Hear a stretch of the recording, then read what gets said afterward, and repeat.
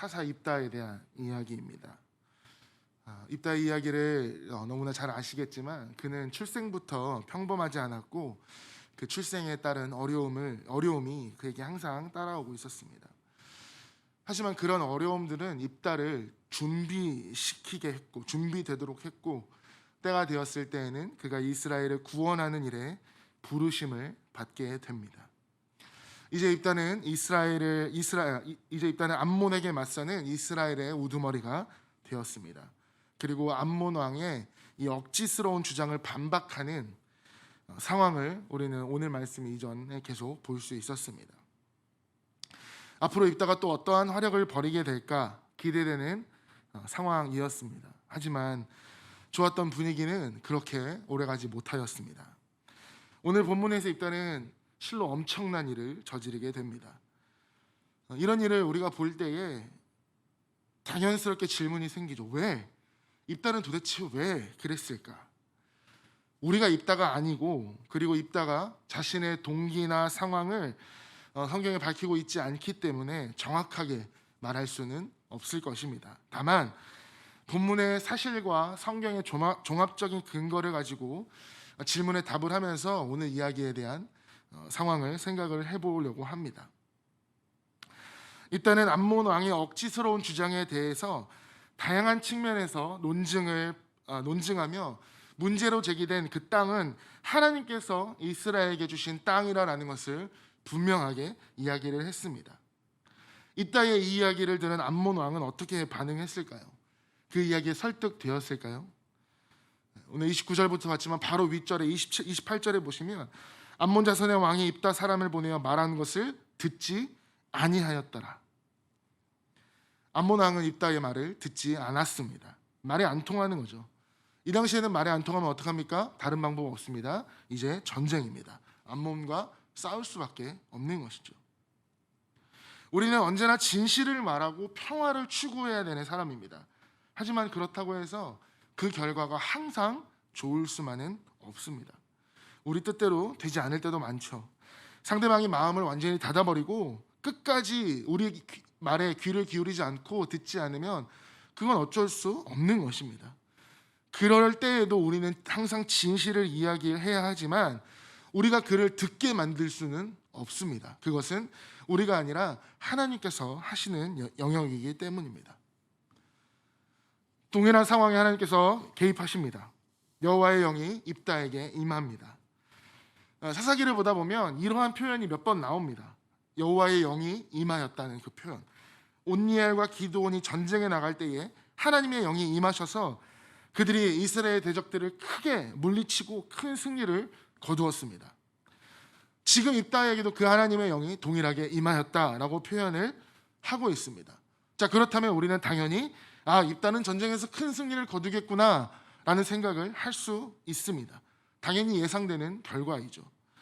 이스라엘의 승리는 확정적이다라고 이야기를 해도 과언이 아닐 것입니다. 그런데 입다는 그렇게 생각하지 않았던 것 같습니다. 하나님을 신뢰하여 승리를 확신해야 되는데 입다도 그렇게 해야 되는데 그러지 못하고 입다는 하나님께 이러한 이야기를 하죠. 오늘 본문 30절에서 31절 말씀입니다. 그가 여호와께 서원하여 이르되 주께서 과연 암몬 자손을 내 손에 넘겨주시면 내가 암몬 자손에게서 평안히 돌아올 때에 누구든지 내 집 문에서 나와서 나를 영접하는 그는 여호와께 돌릴 것이니 내가 그를 번제물로 드리겠나이다 하니라. 입다가 하나님 앞에 서원합니다. 그것도 아주 세게 서원하죠. 정말로 암몬 자손이, 그러니까 과연이라는 표현 자체가 벌써 조금 의심을 한다는 표현 아니겠습니까? 정말로 암몬 자손을 내 손에 넘겨주시면 내 집에서 나오는 그 사람 내가 하나님께 드리겠습니다. 약속합니다. 여기서 첫 번째 질문을 한번 던져보도록 하겠습니다. 입다는 왜 서원을 했을까요? 여러분 혹시 서원 해보신 적 있으십니까?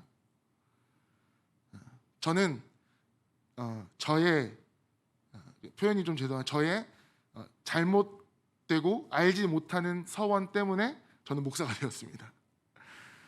하나님께서 처음 저를 인격적으로 만나주셨던 건 초등학교 3학년 여름 수련회였습니다. 그날 저녁은 정말 아직도 잊지 못한 경험인데요. 제가 그때 하나님 앞에, 그때는 이제 서원이라는 단어도 몰랐을 때니까요. 그 은혜가 너무 충만해 하나님 앞에 약속을 해버렸습니다. 하나님, 내 평생 하나님 위해 살고 싶습니다. 하나님은 그것을 서원으로 받으셨던 것 같아요. 그래서 제가 이렇게 목사가 된 것 같습니다. 하나님 서원 받으시면 그대로 이루시는 분인 줄 믿습니다. 입다는 왜 서원을 했을까요? 입다는 주목받지 못한 인생이었습니다. 출신의 약점도 있었고 집에서 쫓겨났고 1류, 2류, 3류도 아닌 소위 말하는 좀 밑바닥 인생들과 함께 지내던 사람이었습니다. 그런 입다에게 엄청난 기회가 찾아온 거죠. 이스라엘의 우두머리, 머리가 되어서 지도자로서 다스릴 수 있는 기회가 그에게 주어진 것입니다. 그 조건은 바로 암몬과의 전쟁에서 승리해야 된다는 조건이 따라 붙은 거죠. 입다는 아마 어떻게 해서든 이 전쟁에서 이기고 싶었을 것입니다. 어떻게 해서든 이 전쟁에서 승리를 거두어야만 합니다. 입다에게 주어진 그 책임, 그 무게가 엄청 무겁죠. 그런데 이스라엘의 상황은 어땠습니까? 쉽게 전쟁에서 승리할 수 있는 상황이 아니었죠. 입다가 싸워야 될 대상은 암몬이라는 나라였는데 18년 동안이라 이스라엘을 억압하고 괴롭혔습니다. 18년이라는 세월 동안 이스라엘이 꿈틀거리지 않았을까요?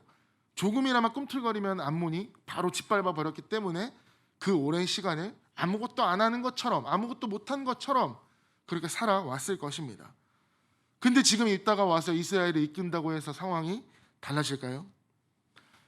암몬의 군대에 대한 기록이 적혀진 것은 없지만 아마 이스라엘이 감당하지 못할 규모와 전투력을 가지고 있었을 것입니다.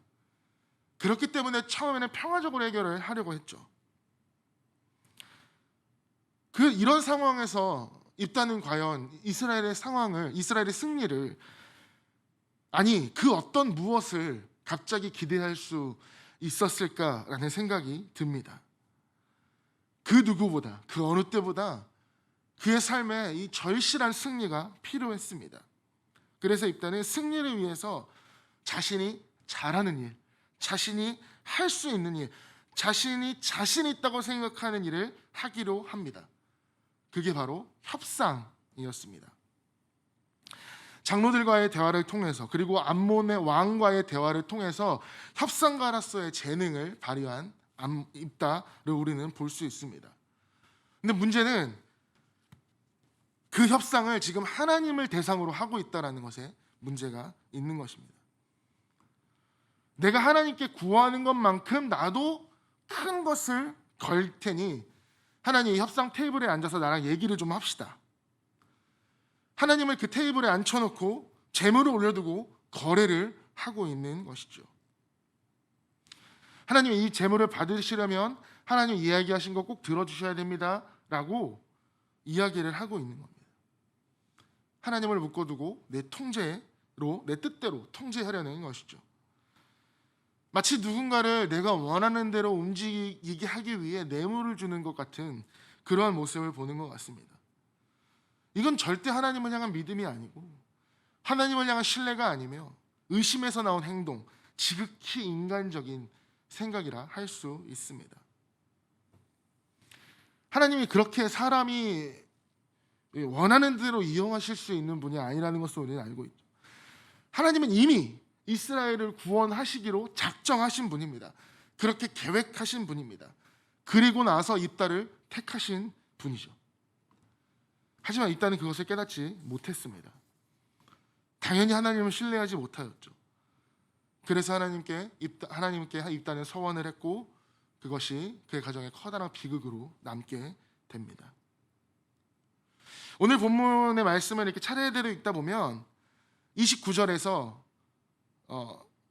30절과 31절을 빼고 32절을 그대로 뛰어넘어서 읽으면 훨씬 더 자연스럽습니다. 다시 얘기하면 입다는 30절과 31절에 불필요한 말을 끼워 넣음으로써 오히려 해가 되는 말을 함으로써 상황을 악화시키고 있다는 거죠. 입다가 옆에 있으면 손으로 입을 막아버리고 싶고, 아니 말을 못하게 해서라도 이 말을 하지 못하게 하고 싶은 심정입니다. 정말 도시락 싸들고 다니면서 말리고 싶은 심정이죠. 하지만 이미 물은 엎질러졌고 내뱉은 말은 다시 주워 담을 수가 없다는 것입니다. 소환을 했습니다. 암몬과의 전쟁에서 그는 승리를 거두게 됩니다. 입다 때문이었을까요? 하나님이 이스라엘의 승리를 허락하셨기 때문에 암몬과의 승리를 가져왔던 것이죠. 33절에 보시면 얼마나 큰 승리를 거두었는지 나옵니다. 20개나 되는 성읍을 쳤고 수많은 사람들을 크게 무찌릅니다. 결국 암몬이 이스라엘 자손 앞에 항복했다라고 나옵니다. 이제 이스라엘의 상황은 완전히 달라졌죠. 큰 승리를 거두었고 더 이상 암몬이 이스라엘을 괴롭히지 못하는 상황입니다. 근데 성경은 이스라엘의 이 승리를 사실 그렇게 중요하게 다루지 않는 것 같습니다. 간단하게 그 사실을 언급만 하고 입다의 서원이 어떻게 이루어지고 있는지를 더 기록을 합니다. 오히려 입다가 서원을 어떻게 지키는지를 더 중요하게 다루고 있습니다. 그리고 이어지는 본문에 서원의 결과가 나오죠. 이 승리의 기쁨, 즐거움을 한순간에 잊어버릴 만큼의 결과입니다. 34절, 입다가 미스바에 있는 자기 집에 이를 때에 보라, 그의 딸이 속으로 잡고 춤추며 나와서 영접하니 이는 그의 무남 동료라. 입다가 집에 왔을 때 하나뿐인 딸이 아버지의 승리를 축하하며 아버지를 맞으러 나왔습니다. 성경에서는 보라라는 단어를 사용하면서 이 끔찍한 일을 강조하고 있습니다. 하나님을 신뢰하지 못하고 경솔하게 내뱉은 대가가 무엇인지를, 얼마나 큰 대가를 치르게 하는지를 보여주고 있다는 것이죠. 입다는 자기 옷을 찢으며 괴로워합니다. 35절에 보시면 입다가 이를 보고 자기 옷을 찢으며 이르되 어찌하였고 내 딸이여 너는 나를 참담하게 하는 자요 너는 나를 괴롭게 하는 자 중에 하나로다. 내가 여호와를 향하여 입을 열었으니 능히 돌이키지 못하리로다 하니, 이 일을 돌이킬 수 없다라고 입다는 이야기를 합니다. 입다는 왜 그것을 돌이키지 않았을까요? 왜 취소하지 않았을까요? 답을 하기 좀 어려운 질문입니다. 하지만 지금까지의 내용을 고려해서 볼 때 생각할 수 있는 것은 아마 입다가 하나님께 서원을 했던 이유와 같을 것이다 라는 사실입니다. 승리를 원했던 만큼이나 그 승리를 잃어버리기 싫었을 것입니다. 승리로 인해 얻은 것을 포기하기가 너무 어려웠던 거죠. 협상 테이블에 앉은 이 두 쪽 가운데, 이 두 부분 가운데 한쪽이 이 약속한 것을 이행하지 않는다면 그 협상은 무효가 될 수밖에 없습니다. 일단은 지금 자기가 서원한 것을 지키지 않으면 하나님께서 승리를 빼앗아야 할 것이다 라고 생각했을 것입니다. 그렇다면 입다는 지금까지 어렵게 그리고 가장 절실했던 순간에 잡아왔던 그 기회와 모든 것들을 한순간에 잃어버리게 될 것입니다. 그래서 입다는 서원을 돌이킬 수 없다라고 이야기를 하죠. 돌이키지 않겠다고, 그렇게 할 수 없다라고 이야기를 합니다. 율법에는 서원을 했다가 형편이 되지 않을 때 서원을 돌이키는 과정이 이렇게 기록이 되어 있습니다. 레위기 27장 8절에 보시면 이 서원을 취소하는 것이 사실 절대적으로 불가능했던 일은 아닙니다. 하나님께 자비를 구하며 한 아이의, 사랑하는 딸의 아버지로서 하나님 앞에 엎드릴 수 있었습니다.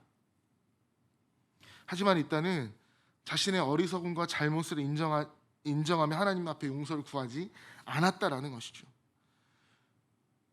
하나뿐인 자신의 딸을 구하기 위해 어떤 일도 하지 않았습니다. 이 모든 것은 입다가 하나님을 신뢰하지 않았기 때문입니다. 신뢰하지 않고 불신했기 때문에 서원을 지키지 않으면 더 큰 일이 일어날 것이다 라고 그는 생각했을 것입니다. 입다는 지금 자기가 스스로 만든 늪에 빠졌습니다. 그 늪에 빠져나가기 위해서 하나뿐인 딸을 희생시키려고 합니다. 그 상황에서 입다의 딸을 이야기하죠. 36절에 보시면 딸이 그에게 이르되 나의 아버지여, 아버지께서 여호와를 향하려 입을 여셨으니 아버지의 입에서 낸 말씀대로 내게 행하소서.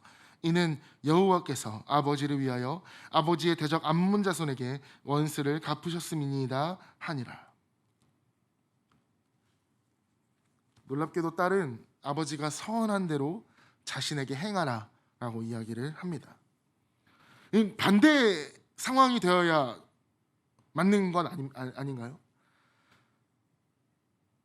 아버지가 딸을 위해서 희생하는 것이 더 자연스러울까요? 딸이 아버지를 위해서 희생하는 것이 더 둘 다 자연스럽지는 않습니다만, 대부분의 부모 된 마음이라면 당연히 사랑하는 우리 아이를 위해서 내가 희생하는 것이 훨씬 더 낫다라고 생각될 것입니다. 입다보다 입다의 딸이 훨씬 더 성숙한 것 같습니다. 아버지가 딸을 위해 희생하기보다 딸이 아버지를 위해 희생을 하고 있습니다. 제대로 된 아버지라면 이 일을 그냥 허락할 수 있습니까? 이해가 안 됩니다. 결혼을 하면 저희 집사람, 저희 아내한테 아이를 낳을 텐데 딸 낳을 때까지 나는 낳을 거다라고 서원을 했습니다. 너무 다행히도 둘째가 딸이 나와서 빨리 딸이 나온 관계로 셋째도 지금 생각은 하고 있긴 하지만 어쨌든 조금 더 힘들지 않은 상황이 됐는데, 이제 17개월, 18개월 된, 아니 이 딸이 18이라도 18개월이 아니라 18이라도 아버지 눈에는 단 하나밖에 없고 정말 어디 내놔도 아깝고 너무너무 사랑스러운 그 딸을 번제물로 드린다. 이해를 할 수가 없는 상황이죠. 입다가 해야 할 일은 서원을 지키기 위해서 딸을 죽이는 것이 아니라 하나님 앞에 무릎 꿇고 자신의 잘못에 대해서 용서를 구해야 했습니다. 최악이라기보다 자신이 할 수 있는 한 최선을 다해서, 그것이 딸을 희생하는 것이 아니라 자신이 그 서원 때문에 하나님 앞에 징계를 받더라도, 자신이 목숨을 하나님 앞에 잃더라도 딸을 희생시키기보다 그것이 더 나은 일 아니었을까요? 입다는 자신의 그 알량한 서원을 지키기 위해서 딸을 희생하고 있습니다. 2달 후 입다는 자신이 서원한 대로 행합니다. 입다는 정말 자신의 딸을 바쳤을까요? 요즘 이렇게 많이 하는 말 있죠. 실화냐? 이거 정말 실화일까요? 라는 질문이 드는 겁니다. 그래서 좋은 뜻으로 해석하는 학자들은 입다가 딸을 번제로 바쳐진 것이 아니라 평생 결혼하지 않고 처녀로 성전을 봉사하는 일에 바쳤을 것이다 라고 해석을 하는 사람들도 있습니다. 그러니까 하나님께 드린다는 헌신의 의미를 그런 봉사의 의미로 해석을 하는 것이죠. 한나가 자신의 서원한 대로 사무엘을 하나님께 드렸던 그것과 같은 의미로 해석을 한 것입니다. 본문을 문법에 따라 해석을 하면 조금 다르게 해석할 수 있는 부분이 있기 때문에 아예 근거가 없는 해석은 아닙니다. 다만 그렇게 해석을 했을 때에 이해하기 어려운 것은 입다의 딸이 2달의 유예 기간을 요청한 것, 그리고 해마다 입다의 딸을 위해 애곡했다라는 것을 설명하기가 조금 어렵게 되는 것이죠. 다른 해석의 여지가 있지만 올바른 해석은 입다가 하나님의 승리를 주시며 사람을 번제물로 바치겠다고 서원을 했고, 입다는 그의 예상과는 전혀 다르게 그 제물이 자신의 외동딸이 되었다라고 하는 것이 성경이 이야기하는 사실입니다. 왜 이런 다른 식으로 생각하는 것이 나올까요? 그런 노력을 할까요? 다른 식으로 해석하려는 노력이 있을까요? 그만큼 이 사건이 상식적으로 이해하기 어려운 상식 밖의 일이기 때문입니다. 차라리 일어나지 않았으면 좋겠다라고 생각되는 사건이기 때문이죠. 개인적으로도 저도 이 사실이 사실 아니었으면 좋겠다라는 생각이 많이 듭니다. 하나님도 이스라엘에게 사람을 제물로 바치는 것을 허락하지 않으신 분입니다. 그것은 가증한 행위다라고 신명기에 분명히 나와 있거든요. 근데 입다는 왜 그랬을까요? 도대체 왜? 입다는 하나님을 올바로 이해하지 못하였기 때문입니다. 그는 길르앗 사람이었습니다. 그 지역에 살던 이방 사람들은 모압 신 그모스를 섬기던 사람이었습니다. 그모스를 따르는 자들은 재물 중에 가장 좋은 것을 특히 사람, 아이를 드리는 것이 가장 가치 있다라고 생각되는 그런 사람들이었습니다. 그래서 그들이 진정으로 원하는 것이 있을 때 그 모압의 신에게 종종 아이를 바치는 경우가 있었습니다. 입다는 그런 제사를 보고 자랐고 그들의 영향을 받았을 것입니다.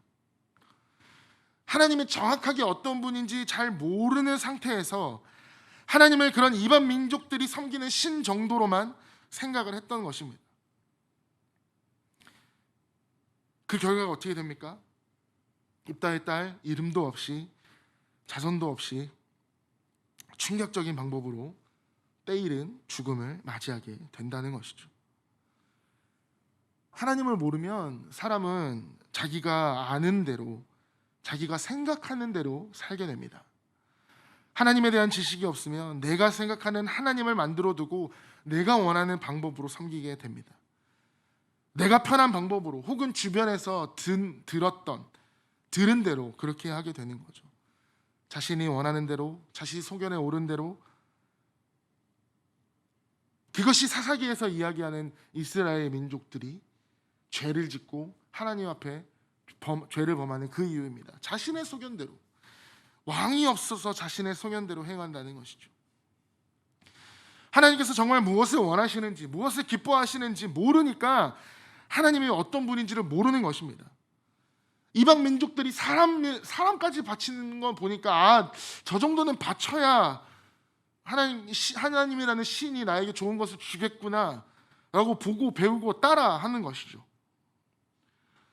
입다가 딸을 바치는 것은 하나님을 오해했기 때문입니다. 하나님을 몰랐기 때문입니다. 하나님을 아는 지식이 없었습니다. 그래서 이 이방 민족들이 하는 것처럼 사람을 제물로 바친 것이죠. 하나님이 미워하시고 가증스럽다라고 하시는 그 일을 행한 것입니다.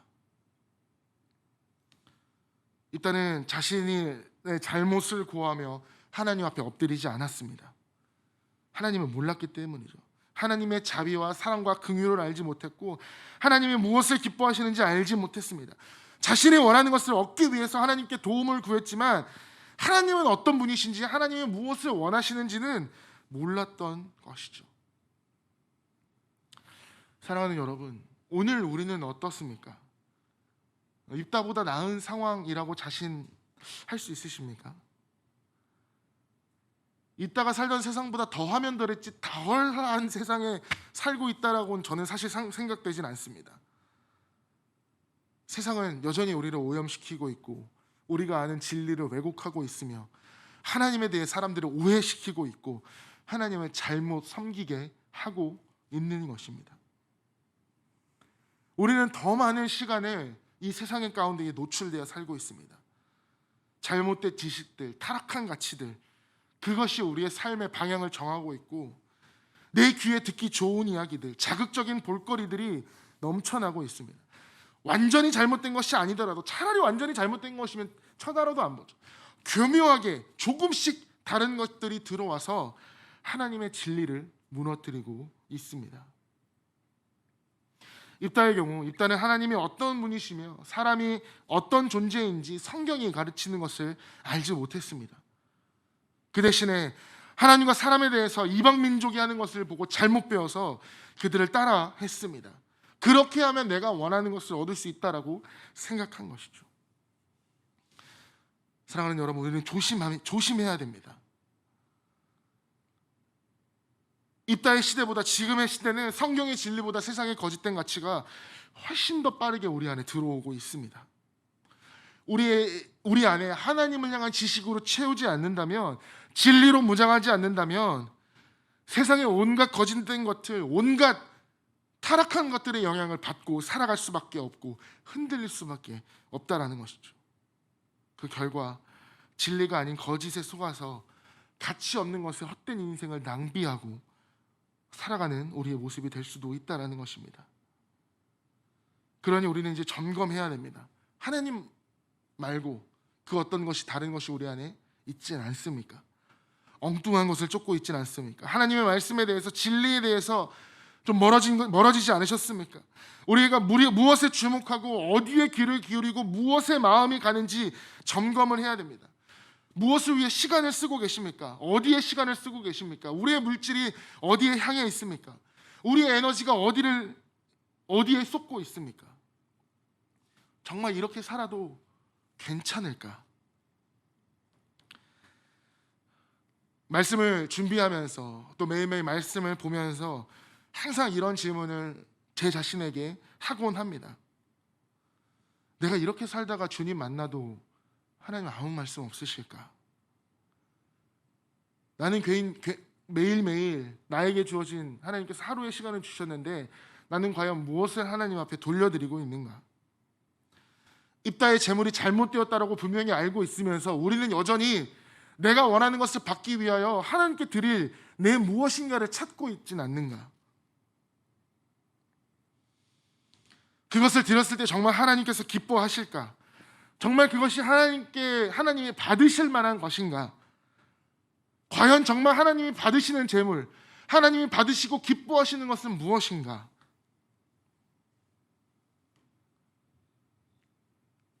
여러분, 우리도 입다처럼 사람을 제물로 드려야 되는 것은 맞습니다.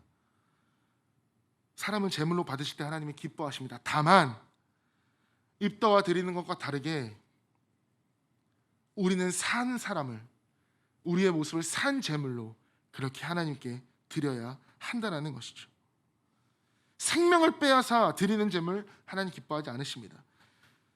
살아있는 그 자체, 뜨겁게 심장이 오늘도 뛰고 있는, 하나님을 향해 뛰고 있는 그 사람을 하나님께서는 원하시는 것입니다. 오해하지 마십시오. 하나님께서 사람을 원하시는 건지 사람의 것을 다 빼앗아 간다는 의미가 아닙니다. 그 열정, 하나님을 향한, 오늘도 내가 이 땅에서 살아 숨쉬는 동안 하나님을 위해 살겠습니다라고 하는 그 우리의 마음가짐, 하나님을 향한, 우리가 무엇을 하나님께 드린들 하나님께서 기뻐 받으시겠습니까? 하나님 계획 기뻐 받으시는 것 우리의 영혼입니다. 우리의 하나님을 향한 순수한 그 마음, 힘과 뜻과 모든 것을 다하여서 드리는 그것.